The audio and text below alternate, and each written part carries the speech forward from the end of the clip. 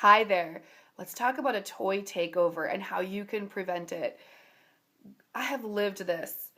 You have friends over for a play date and the kids are having a great time and they're playing and they're having fun and you're talking and you don't want to stop. And then you get the kids ready for bed and they're finally in bed after the 15th glass of water and the 100th rub of the back and the, oh, I forgot this stuffed animal and someone has this. And you get them to bed and you're like, oh, I'm alone. It's okay, I made it. And then you look at the house and you're just like, oh, I have lived both ways. I have both cleaned up till 3 o'clock in the morning and gone to sleep on a dinosaur because I didn't have the energy to move one more toy. I was so done in.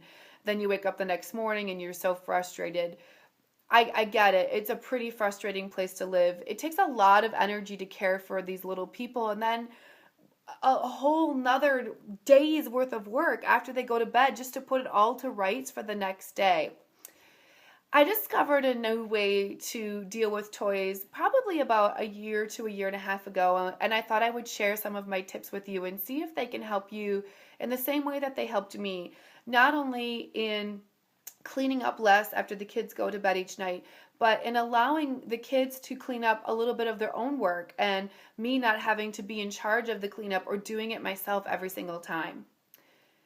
The first thing that you're going to want to think about is an editing.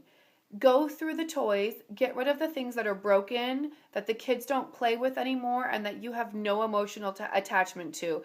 This should be a pretty quick sort. If you think they might play with it again, you can keep it. If you know they've not touched it in a really long time, you can get rid of it. I have done this in two different ways with the kids, and they both work. It just depends on what you think might work best for your kids. I have both gotten rid of toys that I don't think that they will remember when they weren't there and just let them go. And I have allowed them to be a part of the decision-making process. The way that I've done that, I have gone to the store, we went there, I let them pick out something really special that they really like, and I let them keep that toy on the counter in a box and not open it and play with it until we have edited down some of the toys that I feel like they could get rid of. That way they had some motivation and like some skin in the game. They had a desire to get rid of other things because they want to open that new toy, and the goal is right there for them. I use that by myself a lot, by the way. If you clean up this room and you edit, you can get a Starbucks or a new roll of contact paper. You can make it look pretty this way.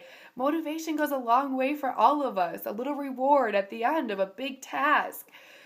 But either way, you're going to edit out the no-brainer toys. Now, there's the next sort of secret category of editing, and this is where I found the key to be. And these are the toys that either take a lot of time to clean up, or the kids get in a groove and play with them, but then maybe they stay for 6 months and nobody touches them.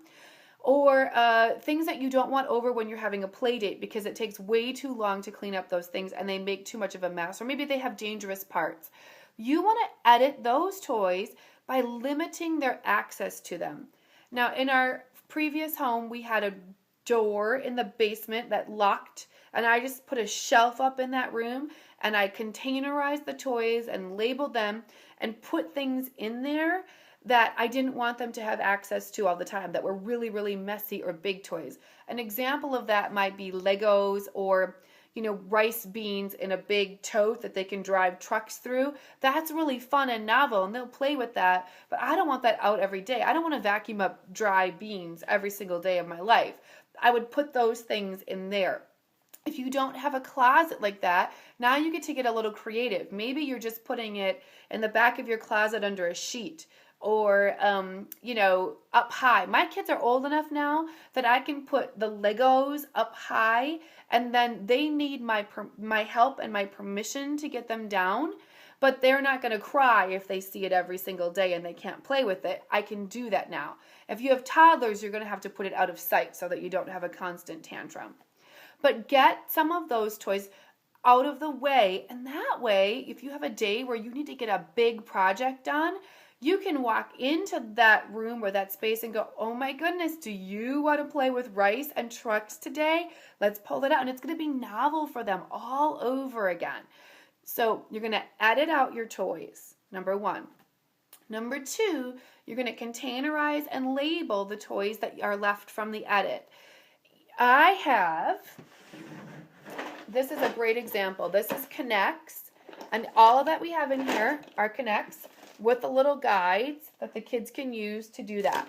Now, if the kids take out a big mess, it is real easy for them and I to identify, okay, Connects go in here. Super simple. A lot of times people say, well, I don't want to buy a container because we're not going to be in this house forever. Good storage containers can be moved from home to home. This was in our mudroom in our previous house because we used it for boots and mittens. And now here we didn't have the same setup, but it made a great toy station. These used to be laundry baskets, and now I don't, that for clothing. I magically changed them. Anyway, these used to be for clothing, and now I don't have that same space to put clothes. Now they just become a home for big toys. You won't ever not use great storage. You don't have to overspend on it, but things have to have a home. You will have to make a little investment in those things. Once you've containerized them and labeled them, again, now here, it's not fancy. My kids can read now, so I can write that, but you can just draw a picture on a card and tape it on a box, and now this is the car box. It doesn't have to be, these beautiful printed, labels with everything. Just get it done. Once you have things edited and you have things containerized and labeled, now you're just going to communicate and teach that to the kids. You're going to say, all right, when we play with Connects, this is where they go. You're going to go around the room and gather up all the Connects and do it. You're just going to teach them the final home. You might show them one thing a day. You might walk them through picking it up, but you can't just send them to the room now after you've created a system and just assume that they're going to know how to clean it all up. You'll both be frustrated. I hope this helps you feel empowered and able to claim back a little bit of that time that you spend cleaning every single day. That is exhausting. I have lived it. I know. Even if you can only do one of these things, even if you can only start with labeling or start with getting editing out, pull 2 toys out that you're sick of cleaning up today.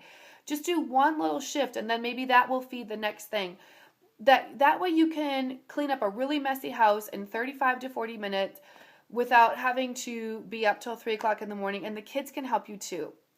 Get out there, get inspired, do something. I want you to feel really empowered to claim back a little bit of this. You can totally do it.